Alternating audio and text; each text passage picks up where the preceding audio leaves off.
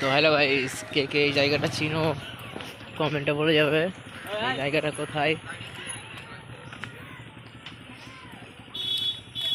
এই জায়গাটা হচ্ছে মুর্শিদাবাদের ভিতরে। মুর্শিদাবাদ ছেলেরা তোমরা কমেন্ট করে বলো এই জায়গাটা কোথায় কোথায় হতে পারে। একবার না একবার তোমরা ঘুরতে এসছো এইসব জায়গাতে। তো জল নদীর অনেকটাই বাড়ছে, এখন খুব সুন্দর ইলিশ মাছ পাওয়া যাবে এই নদীতে।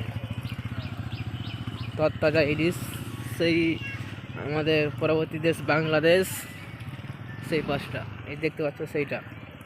আর এটা হচ্ছে আমাদের ইন্ডিয়া, দেখতে পাচ্ছ ইন্ডিয়ার অবস্থা। তো ভিডিওটার সাথে থাকো, আমরা এখন বাইকে চড়বো।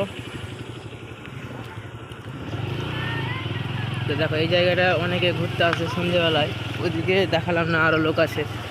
তো আমরা সামনে যাচ্ছি, আর এই জায়গাগুলো হচ্ছে কেটে যায়, ওর জন্য এখানে বালু বস্তায় বালু ভরে বা পাথর ভরে ফেলা হয়েছে, জায়গাটা বাঁধানো হয়েছে। তো এখানে এলে দেখো আমরা সিঙ্গেল হতে পারি, কিন্তু এখানে কাপল দেখো, কত কাপল দেখতে হবে, ছোটো ছোটো বয়সে কাপলদেরকে দেখতে হবে। আর এই জায়গাটা অনেকটা দূর অবধি ছিল, সেটিও দেখতে পাচ্ছ, সেখান থেকে ছিল, কাঁদতে কাঁদতে চলে এসছে। আর ভিউটা দেখো, জাস্ট ভিউটা অনেক সুন্দর।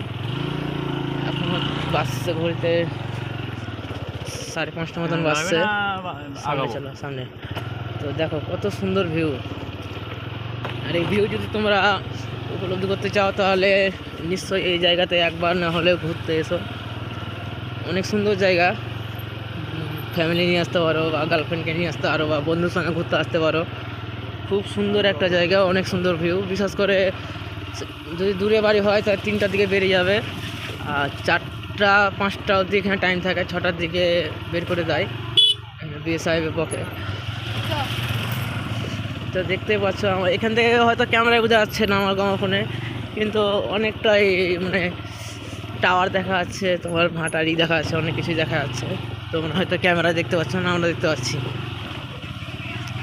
তো তোমাদের সাপোর্ট পেলে একটা ভালো, হ্যাঁ হ্যাঁ, ভালো একটা ফোন কিনবো। সামনে যাওয়া হবে, আর বুঝছি যা হবে, এর আগে আসনি।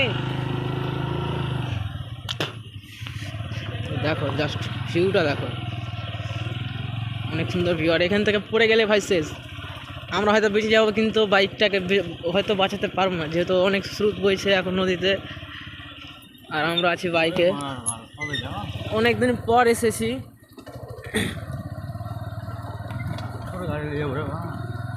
যা হবে এখানে যেতে হবে না।